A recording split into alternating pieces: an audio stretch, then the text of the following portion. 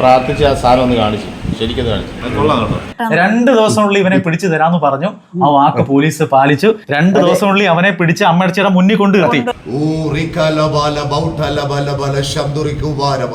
യേശുവിന്റെ നാമത്തില ഇപ്പോൾ തന്നെ നിന്നെ വിടുവിക്കുവാൻ ശക്തനായവൻ യേശുവിന്റെ നാമത്തില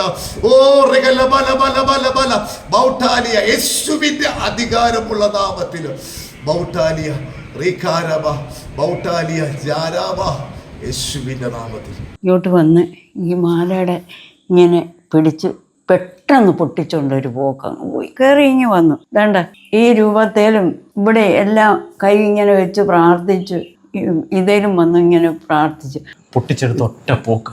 ഒന്ന് ആലോചിച്ച് നോക്ക്. കഷ്ടപ്പെട്ടും വിശർത്തും ഉണ്ടാക്കിയതാ. ഞങ്ങളെ പോലുള്ള പാവങ്ങളുടെ മാല കൊണ്ടുപോയാൽ ഒരിക്കലും ഗതി പിടിക്കുകയില്ല. അമ്മച്ചി പകൽ സമയത്ത് പോലും വീടുകളിൽ ഇരിക്കാൻ പേടിയാണ്. എങ്ങനെ ഇരിക്കൂല്ലേ? ഒന്ന് ആലോചിച്ച് നോക്ക്. ഈ പ്രായമായ അച്ഛനും അമ്മയൊക്കെ പകൽ സമയങ്ങളിൽ വീടുകളിൽ ഇരിക്കാൻ പോലും പേടിയാണ്, ഭയമാണ്. അങ്ങനെയുള്ള സംഭവങ്ങളാണ് ഓരോ ദിവസവും നമ്മളൊക്കെ പത്രത്തിലൊക്കെ വായിച്ചിട്ടുണ്ട്. ഇപ്പൊ നമ്മുടെ വീടുകളിലും ഇതേപോലെ സംഭവിക്കുകയാണ്. ഈ സ്ഥലം എന്ന് പറഞ്ഞാൽ അടൂര് ഏനാദിമംഗലം ഗ്രാമപഞ്ചായത്തില് മാലൂർ തോട്ടപ്പാലം എന്ന് പറഞ്ഞ സ്ഥലമാണ്. അപ്പച്ചന്റെ പേര് KJ ബേബി എന്നാണ്. എത്ര വയസ്സുണ്ട് അപ്പച്ചന്? എനിക്ക് 85 വയസ്സുണ്ട്. അമ്മച്ചിക്കോ? 80. അമ്മച്ചിയുടെ പേരെന്താ? മറിയമ്മ. ഈ അപ്പച്ചനും അമ്മച്ചിയും മാത്രമേ ഈ വീട്ടിലുള്ളൂ. മോളുണ്ട്. ജോലിക്കൊക്കെ പോവാം. പകൽ സമയങ്ങളിൽ അപ്പച്ചനും അമ്മച്ചിയും മാത്രമേ വീട്ടിലുള്ളൂ. പള്ളിയിൽ അച്ഛനാണെന്ന് പറഞ്ഞാണ് ഈ വീട്ടിൽ വന്നത്. വീട്ടിൽ വന്നിട്ട് നേരെ അമ്മ ഉണ്ടായിരുന്നു, അപ്പച്ചനും ഉണ്ടായിരുന്നു. വന്നിട്ട് നേരെ ആണ്ട് യേശുദേവന്റെയും മാതാവിന്റെ ഒക്കെ ഫോട്ടോ ഉണ്ട്. അവിടെയൊക്കെ ഒന്ന് തൊഴുതിട്ട് ഇവരെ അങ്ങ് വിശ്വസിപ്പിച്ചു. എന്നിട്ട് പറഞ്ഞു, നിങ്ങൾക്ക് 3 ലക്ഷം രൂപ സർക്കാരിൽ നിന്ന് പൈസ ഉണ്ടെന്നല്ലേ, പൈസ ഉണ്ടെന്ന് പറഞ്ഞ് പാവങ്ങളെ പറഞ്ഞ് വിശ്വസിപ്പിച്ചു.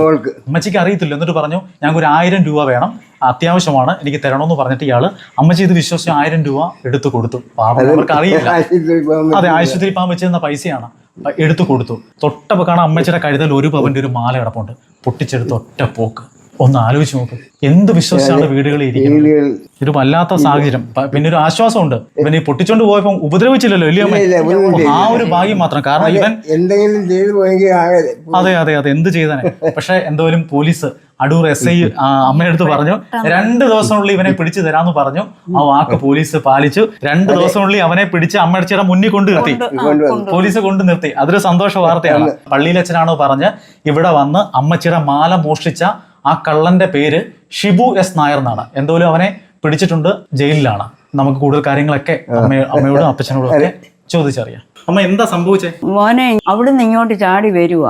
ചാടി വന്ന് പറഞ്ഞ് ഇത് മോളിയുടെ വീടാണെന്നോന്ന് ചോദിച്ചു. ഞാൻ പറഞ്ഞു ആണെന്ന് പറഞ്ഞു. എന്നാലും ഞാൻ എഴുന്നേറ്റ് അവിടെ നിന്നു. കയറി ഇങ്ങ് വന്നു.